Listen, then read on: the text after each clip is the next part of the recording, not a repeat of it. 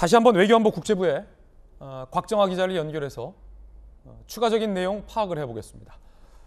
곽정화 기자 나와 있나요? 네, 나와 있습니다. 자, 북한이 탄도미사일을 3발을 발사했고 울릉도에는 공습경보가 발령이 됐다. 그리고 현재 공습경보는 유지 중이다라는 내용 저희가 전해드리고 있는데 정확하게 어디에 탄도미사일 3발이 떨어진 거죠? 네, 우리 군은 오전 8시 51분경 강원도 원산 일대에서 동해상으로 발사된 단거리 탄도미사일 3발을 포착했습니다. 그중에 한 발이 동해 NLL 이남 공해상으로 탄착했는데요. 정확한 위치로 말하자면 NLL 이남 26km, 속초에서 동쪽으로 57km, 그리고 울릉도에서 서북방 지역으로 167km 지점인 겁니다. 아, 그러면 예. 속초에서 57km의 한 발, 서북방에서 아니요, 167km 한 발, 이게 아니라 그 한 발 떨어진 곳이 속초에서 57km 지점이고 울릉도에서는 167km에 해당하는 지점이다. 이 말씀인 거죠? 네, 맞습니다. 속초에서 동쪽으로 57km 앞바다에 떨어진 건데요. 영해가 기준선에서 12해리니까 약 22km입니다. 예. 그걸 고려하면 동쪽으로 57km 공해상은 우리 영해에서 37km 더 앞바다로 나가서 해당 공해상에 떨어진 거죠. 정확한 위치가 이제 특정이 됐군요. 그렇죠. 상당히 영해와 근접한 지역으로 볼 수 있습니다. 그럼 남은 2발은 예. 어디에 떨어진 겁니까? 나머지 2발은 남쪽이 아닌 다른 방향으로 향한 걸로 일단 전해지고 있는데요. 그렇군요. 예, 그간 북한이 해안포와 방사포를 NLL 이남으로 쏜 적은 있지만 이렇게 탄도미사일을 NLL 이남으로 쏜 건 처음입니다. 탄도미사일을 NLL 이남으로 쏜 건 처음입니까? 예, 처음입니다. 지금까지 처음으로 알려졌습니다. 방사포나 해안포를 쏘아서 낙탄이 NLL 이남으로 떨어지거나 예. 방사포 자체가 이남으로 내려온 적은 있습니다. 현재 곽정화 기자가 국방부를 출입하는 취재 기자죠? 예, 맞습니다. 예, 혹시 국방부에 아직 공식적인 발표는 아직 안 나왔겠으나 네. 많은 전문가들은 지금 북한이 쏜 이 탄도미사일의 네. 종류가 핵탄두 탑재가 가능한 탄도미사일이 아니냐라고 네. 관측을 조심스럽게 하고 있는데 이 부분과 관련돼서 국방부 입장 나왔습니까? 일단 강원도 원산 일대에서 발사됐다는 것을 좀 중점적으로 봐야 되는데요. 원산. 예, 강원도 원산 같은 경우에는 ICBM도 발사할 수 있는 발사대가 존재하고 있는 곳입니다.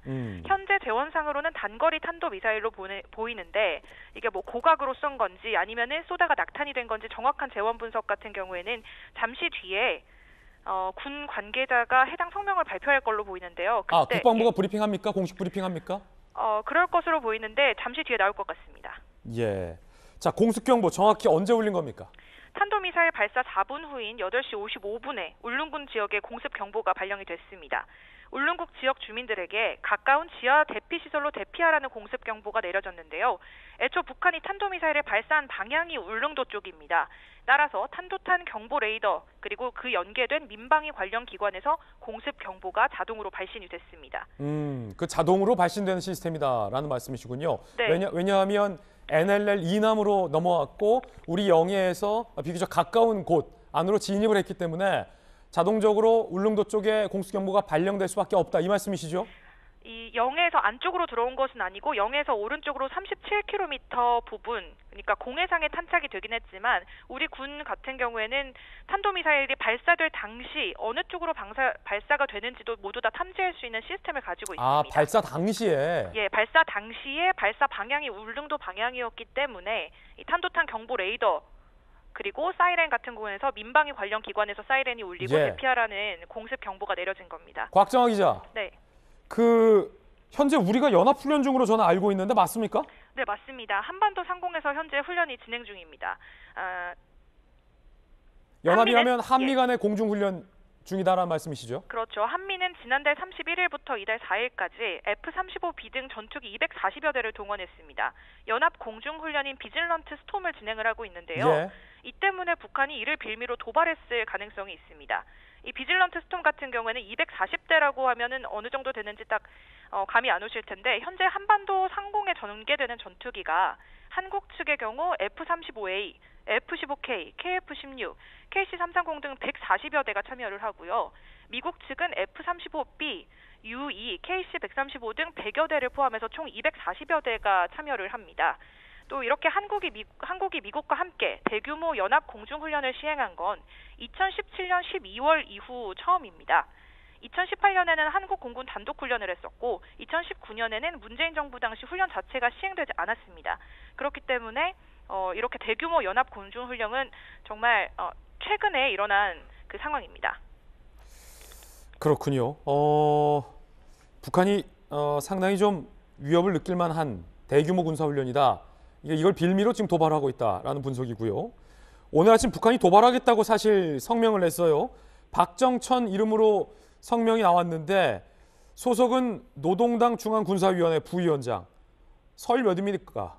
북한 군서열 1위입니다. 오늘 아침에 말씀하신 대로 박정천 북한 노동당 군사위원회 부위원장이 담화를 발표했는데요. 한미가 북한을 겨냥해서 무력을 사용할 경우에 끔찍한 대가를 치르게 될 것이다. 이렇게 위협했습니다. 어제 북한 외무성도 대변인 담화를 내서 남조선에서 대규모 야외 기동훈련인 호국연습이 진행된 데 이어서 불과 며칠 만에 또다시 비질런트 스톰이 시작되었다. 이렇게 얘기를 하면서 미국이 엄중한 도발을 가해오는 경우 강화된 다음 단계 조치들을 고려하게 될 것이다. 이렇게 경고했습니다. 해당 경고에 따라 지금 탄도미사일 발사가 이뤄진 것으로 보입니다. 예.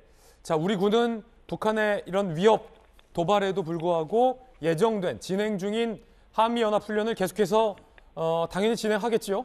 네, 그렇습니다. 군은 추가적인 상황을 포착을 하고 경계태세 및 화력 대기태세를 격상해서 대응 중입니다. 알겠습니다. 곽정아 기자 전화로 연결해 봤습니다.